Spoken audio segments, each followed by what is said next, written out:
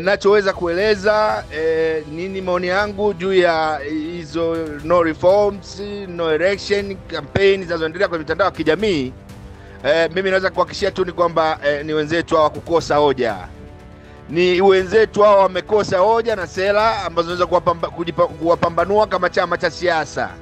Ni kukosa hoja tu, kwa maana ya kwamba sasa hakuna mabadiliko katika sheria za uchaguzi, hakuna uchaguzi mkuu. Ni kukosa sera tu, kwa maana ya kwamba wewe utafanya nini endapo utachaguliwa kuwa pengine kuongoza dola.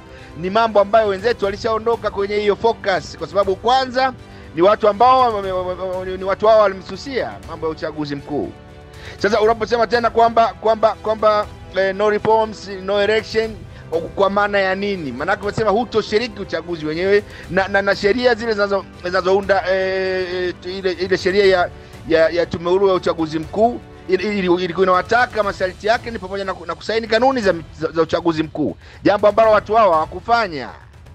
Sasa bado wameendelea kwamba sisi tutashinikiza, tutahakikisha tunaandamana mitandaoni. Uwezi kuandamana mitandaoni, unatakiwa kuwa na sera ambazo zinakupambanua kama chama, lakini pia kama yako madai viko vyombo vinavyoenenda na masuala ya kisheria. Sasa tu ni kutafuta kundi la vijana pengine wengine waliokosa focus na kuwajaza gesi hizo ambazo sasa vijana wanataka kuingia kwenye matatizo makubwa sana. Kwanza kujaribu kama kuleta sintofahamu kwenye mitandao ya kijamii. Na unaniambia kwamba vijana hawa watakuwa kitumia zile akaunti za mimili ya dola pengine kwenda kucomment tu no reforms na pengine labda kutukana matusi. Ni vitu ambavyo hawawezi kuvumiliwa. Watu hawa hawatavumiliwa wakaatwa. Wasiwalete huyo Tito Magoti, huyo mwanaharakati huyo bwana ambaye anataka kama kufanya kuleta sintofahamu.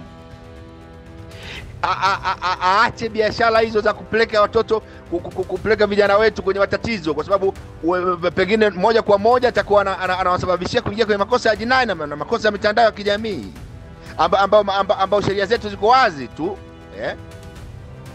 Na pengine labda kwamba sasa pressure hiyo ya uandishi huo wa no reforms mitandaoni, no election, utapelekeza Chama cha Mapinduzi pengine kuteteleka ama kuonekana tumepoteza ushawishi. Ni kikundi cha watu wanaotaka, kikundi cha watu wachache wanaotaka kuzua taruki. Na sisi tuliwaeleza watu hawa namna gani wanaweza kuenenda kuchagua viongozi wao. Walipoamua Chadema kuchagua aina ya uongozi wa Heche na Tundu Lissu, ndio haya mambo ambayo walipaswa kutegemea wanachama hao, kwamba si viongozi ambao wangeweza kuwapeleka kwenye njia ambayo ni sahihi. Sasa tunaambiwa wamepewa siku 14 za kutoka kujishughulisha na siasa na msajili wa vyama, kwa sababu wamekiuka misingi na masharti ya uanzishaji wa sheria ya vyama vya siasa. Vyama vingi vya siasa wamekuwa wakitumia viongozi ambao hawakuchaguliwa kihalali na kuteuliwa kihalali na mabaraza yao. Wamesigina katiba yao. Sasa wanashindwa kujisimamia, hawawezi kusimamia dola. Watu hawa kama wao wenyewe wanashindwa kuelewana, imefika mahala mpaka sasa mkono mpasuko mkubwa na kundi kubwa limeondoka kwenye chama hicho. Na ni uongozi wa Tundu Antipas Lissu tu uliopeleka hicho chama na kupeleka kiporomoa. Sasa no reforms, no election, hata wange comment mara milioni 500 ngapi, haiwezi kuondosha nchi yetu kupita kwenye takwa la kikatiba. Ni takwa la kikatiba, wala sio matamanio ya Chama cha Demokrasia na Maendeleo kwamba uchaguzi mkuu usogezwe, pengine labda usogezwe mbele ama usifanyike. Hayo matamanio yao hayawezi kutimia, kwa sababu Dr. Samia na Amiri Jeshi Mkuu rais wetu anakwenda kutimiza takwa la katiba. Katiba inataka ukomo uongozi. Sasa ukomo uongozi unaenda kukoma na wanachagua viongozi wapya na shughuli zingine zinaweza kuendelea. Kwa wao walipewa nafasi, wamepewa fursa ya kutumia maridhiano na kuzungumza, na ilipelekea mpaka kupatikana kwa sheria ya uchaguzi mkuu mwaka 2024. Sheria ya tume huru ya uchaguzi mkuu imepatikana, tume huru ndio kwa mara kwanza. Lakini ni watu hawa si watu unaweza kudhani kwamba wana mambo yao mengi ambayo wao hawezi kuelewa. Sasa wao walikuwa nadhani uchaguzi utafanyika. Sasa hivi unaanza kuwaona ni kama watu wanaotaka kuiomba serikali hivi, pengine labda vyombo vinavyosimamia chaguzi zetu, kuwahurumia hivi na kwamba sasa nyinyi mshiriki uchaguzi mkuu.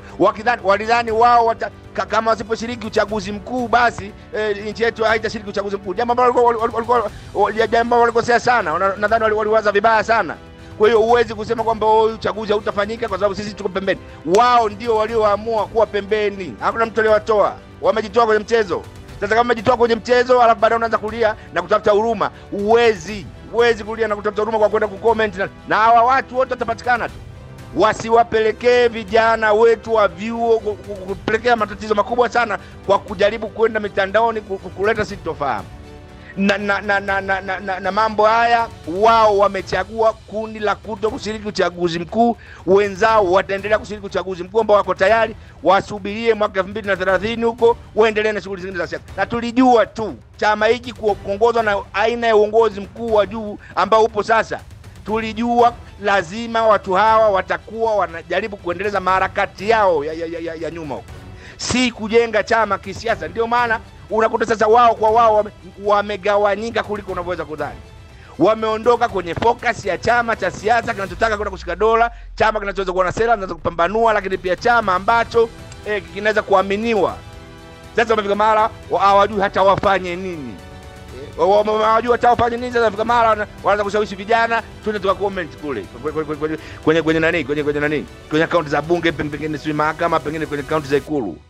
Watashughulikiwa kwa mujibu wa sheria na kuhakikishia hakuna mtu hatapatikana, na hao wanaoendesha hizo kampeni watapatikana na shughuli na sheria zetu ziko wazi. Ndio